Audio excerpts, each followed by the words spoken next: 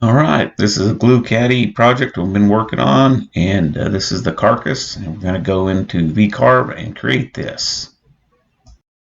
Okay, I'm going to create the box for this Glue Caddy. We're going to go over here to Gadgets, and basically let's start off with this right here. Created a file that's 14 by 49 inches. It's longer than my machine will cut right now. That's what we'll do so that the Box Gadget will have room to play with it. If you get an error whenever you're doing this, it's just your material's not wide enough and it doesn't know what to do with it. So, just create your material wide enough, then you can scale it back down when you're done with it. Datum's in the lower left corner, and material is 1/4 inch thick plywood. This is some Sureply floor underlayment that I'm using. We'll go over here to the gadgets and go to the box creator.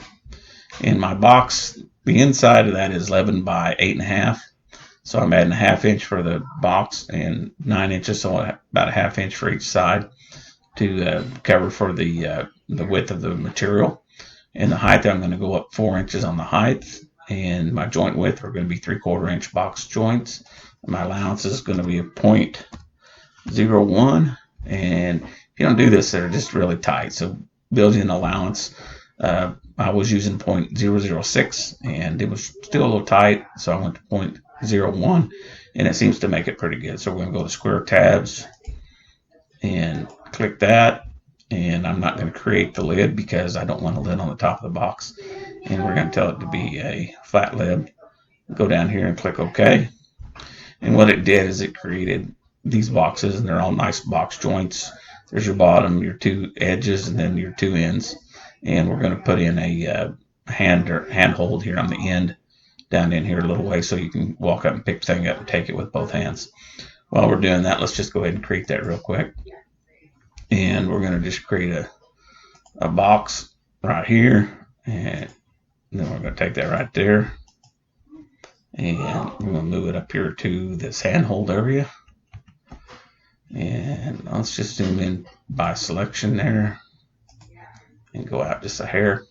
Okay, so this box here, probably we'll set the dimension on it, the width of it, and we'll make it 4 inches wide, and the height will be, let's just go 2 inches, so we'll have plenty of that. Now I'm going to unlink that so that doesn't make them fit. So there's my box, and let's click close. There's that. I'm going to center that in the middle of this item right here, so we'll click on that one right there, and this here, and tell it to align it to the edges. Whoops, we need to undo that, and we need to do that exactly the opposite. So we'll click that one and then that one. There we go, and align that way. So that lines it to the center, and then we'll add our circles on there for this to cut, and they are, 2 inches. Create and close, and here's the circle. I'm going to move that up here to the handrail, move it down into there, zoom to our selection, go out a little bit, and we'll cut up to the center of that right there. Take that out to work just flat with that, and then we'll copy that, Control C, Control V. We can mirror it, but it's just about as easy to do it this way. And if we wanted to, we could put it right there at that 0, because that's going to be the place that it's going to be at. So let's move that up to that point. Okay. So then we'll use our trim tool, and we'll trim that vector out of there, that one out of there, that one out of there, and that one out of there. And then this one should be, yep, that's good. Okay, the only thing is we want to move that down a little bit so that it's not into that. You don't want that to be too thin because it will get kind of brittle. So we'll hit that, say copy. Now these two are really a mirror image of each other. These two ends are just mirror images of each other. So I could either copy this whole thing, or I could just Control C that and then move it down here and go like that and do it that way, or I could copy that, do it like that. So in a way to double check to make sure that you're right on the money, if you just fill a little box there, zoom in to make sure that your spacing's pretty close there, and we can just zoom this up to here and this up to here and make that fit right to that line. Grab this box, we're going to go use this as our little spacer block, bring it down here. I'm going to zoom in on that setting there and move that up to that point there, which is right on that line, and then move this one right to there, and this just puts it generally on the spot, so you're using almost a little spacer jig to get it exactly where you want it. And you can zoom in to the point where it's just infinite. I mean, it's just right on the money. So we'll go up here to the top of this thing, we'll zoom out a little bit, and we'll zoom into that selection there and check that to make sure that we're okay. Here we go. We'll zoom into the selection and right here, and we're right on the money. Okay, so we have that spaced in there. I'm just going to delete that thing, and for our cutout, there's our handhold for our glue, and we'll save that. And you will notice that we're right here at 25 inches on this, so I can't really cut this on my 24-inch piece with the spacing that they have here, because I have a 24-inch limitation, and so I'm on the outer limits. Of course, I've got my plywood kit to that. So what I need to do is to tile this to make this fit. So I'll go down here to this tile manager, and I want my tiles to be. You could easily make this just this 11.5 inches, make it 12 inches, and we'll just make them 12 inches instead of 49 inches. And we now have one tile. Now we're going to have more tiles. So we have this all going on. What we're going to do here is we're going to move these two guys here, move them up to within this tile, and then move these two guys right here up into this tile, so we don't have any box joints being split across our tiles, like that. Now let me turn this toolpath off so they're not distracting us. We'll put that over here to the left corner, put this one down here to the left corner, give us a little room for putting some tacks in the corner, and then we have our three tiles, and we'll be able to cut this out and make this fit. And this will be a nice cradle for that. So we only use 3 pieces, and they're 12 inches. So when we go to figuring our scrap, we'll just need 12 inches. Now we could bring this down to a 10-inch wide piece of scrap, and even cut it down to less than that. So let's just do that for right now. Let's just go down 12 inches and tell it to update. Tell it to go 10 inches, update the files. Now you'll see that we're down to that point. So what we need to do is get these two guys right here, bring them down to that point, and these two right here down to this point. Okay, so that gives us a little room to put in screws or whatever and get it done. So there we go. And we'll look at our tile path for that. Recalculate them. They all calculated successfully. Let me go ahead and tag that, make that stick there. And we're going to look at this. Now, when you go to setting this, make sure your thickness is the right size. I'm only going to do this in 2 passes because it's only 1/4 inch plywood. Set our passes. I'm using 1/8 inch end mill. I'm not going to have any tabs hold this down. I'm just going to use some 23 gauge pin nails. I'm not doing any ramps. If you do that, this thing will spend a lot of time doing all kinds of stuff that you don't really need. So there's our tile 1, there's our tile 2, there's our tile 3, and of course there's nothing on tile 4. So we'll click close, and we can preview all of our tool paths. And as we go down through there, you'll see them cut. There's 1, tile 1, preview all tool paths. There's 1, there's 2, preview all tool paths. And so there the 3 of them are with the flat top. And then we've got to do this. Let's go back here, and we've got the tiling going on there. We're going to hide that for right now. Go down to 2D view, create a new cutout tool path.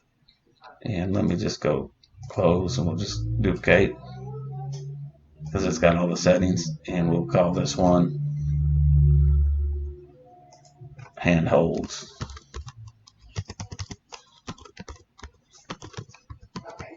Okay, and we'll limit that. We'll go move this up because I want it to cut first. We'll go click handholds, and we'll go click off that, so that takes them all to neutral. Click on that one and that one, and now handholds will be that one right there. So we do the preview tool path. There, that's cutting that out, and we go to, there's that one, and then here's this one here. So here we go. So click close, file save, and we're going to save this onto our thumb drive.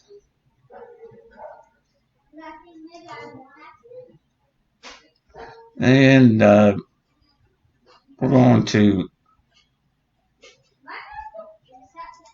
change this just a second here. I want just that. I put tile tool pass. Okay. I want my handholds to be at this point here. And let's just do this one right here. Cut out, save. And that's going to give me my cutouts for my box joints. Okay. And then it would probably be better off to rename this box joints. Okay. And then we'll do the other one.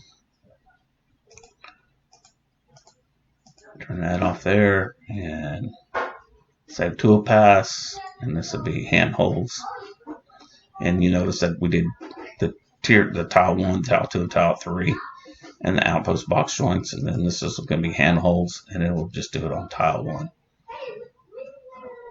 And there we go. We'll file save that, and we can go out and cut that now.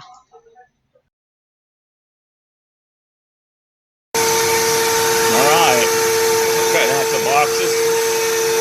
I'm using all my scrap, so I get scrap pieces, the remainders of boards, and sometimes I'll get something like this, and I'll use this and make some of it out. Sometimes I'll get a booger on one and make it work for the rest of them. So, but I'll just keep some fresh stuff on there too. All right, after getting them cut out, they're rough. I just fitted them together. They're just stuck in there, and that's where that allowance makes it in there. I'm going to just lightly sand it with the orbital and clean it up, and then put it together and glue it. So that's what I'll get done.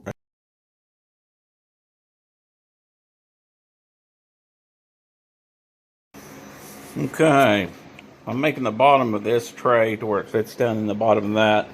I've sized it so I know that it'll fit. And then I've cut these little spacers to keep it up off of the bottom so that they'll sit down in there, keep them from doing this jostling thing. But anyway, what's cool about this is I'm using this DAP 30 minute planing time DAP. It's really good stuff. Rapid Fuse. I've made a lot of stuff with it. I really like it. It sets up so much faster than the Titebond. However, I use this the most, but for small projects. But anyway, the cool thing is I'm using this pin nailer, this Milwaukee M12 23 gauge pin nailer, and I'm shooting pins in little pieces like this. I mean, that's not much bigger than my fingernail, and it didn't split. And all these little pieces, I haven't had one split. I will say that I was holding one of these down on the CNC, and I was holding something down and nailing it down, and I had my finger there right next to the board, and that nail went down and come out, and then it pinned me in the deal, but it was like a straight pin. So anyway, so I mean, it just barely came in the side of my finger, which bled for just a second, but anyway. So, and I've also used this thing to pin some little bitty pieces to my table saw to cut me some small out of my scrap bins. I'm just using some scrap that I had, and I just shot some pins in here and a little bitty board like right there. So no way to hold that, but with them pins you can pin that and cut that down to the size that you want to. So them pins are pretty awesome. It shoots from 1/2 inch down to 1 3/8 inches, and it'll go right through hardwood, oak, you name it. And of course the cedar's no challenge for it. But anyway, it actually taps it into this. I pull it up, and the nails are real slight, like the sand. They're just an easy sand, and so I'll cut them off and put the sand to them, and away we go.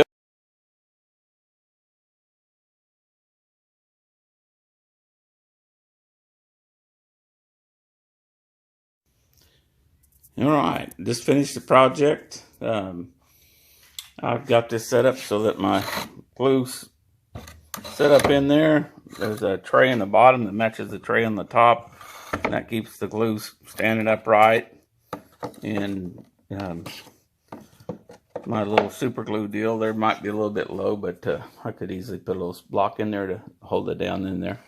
But anyway, I got another one for another super glue. And these are my Mr. Sprays. But anyway, I've knocked these things off 50,000 times. They're all sitting over there on the edge of the bandsaw, just for the lack of place. And so now I've got a tray that I can pick up and bring it over, and I've got all my glues in one spot, and then I can put them back away where I hopefully won't knock them over. So anyway, and that's all box jointed. The handle's on there on the end of it, and I've glued this with the 4 minute DAP, 30-minute cure time, and then I pinned it with some of these little 23 gauge pins to hold it in there until that glue sets up, and that thing's just rock solid. So the bottom tray's sitting in there with just a dab of glue on it, but not too much. All right, a little bit about my glue tray. We just made this yesterday. Some of the glues I use are the Titebond 3s, and it's basically, you know, the ultimate. Really like this glue. It's a real favorite. Then I've got the 2P10 glues that I use. Also use some of the extreme power that I get from Hobby Lobby. And this is some of the Bob Smith Industry stuff. I think that's that as well. And generally I'll keep another bottle of super glue here. This is acrylic glue for plastic welding, and don't use that very often, but that's where I keep it. Inside here is some acetone. This is some DAP 30-minute glue and rapid fuse that you sets in about 4 or 5 minutes, and then it's ready to plane in 30 minutes. So it's some pretty good glue. Really like it. And then I've got some courses regular Elmer's white glue for just paper, that kind of thing. Got your 2P10 activator. In here is I generally keep some denatured alcohol or some rubbing alcohol for like cleaning things, and then I'll keep some soap or a hand cleaner, soap weed water in there for that, and then of course another can of 2P10. And used to keep that stuff over there on the bandsaw, and I picked that stuff up, I don't know, 50,000 times I would imagine, where I knocked it over or bumped it. And this way I keep pretty much all of the glues that I'll use.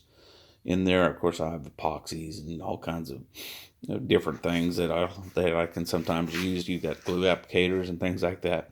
But just for as a glue tray, they're there. When I need those other things, I'll grab them because I don't use them all the time. But this tray, I will pretty much have about everything that I need for just like a glue up. And there it is, ready to go.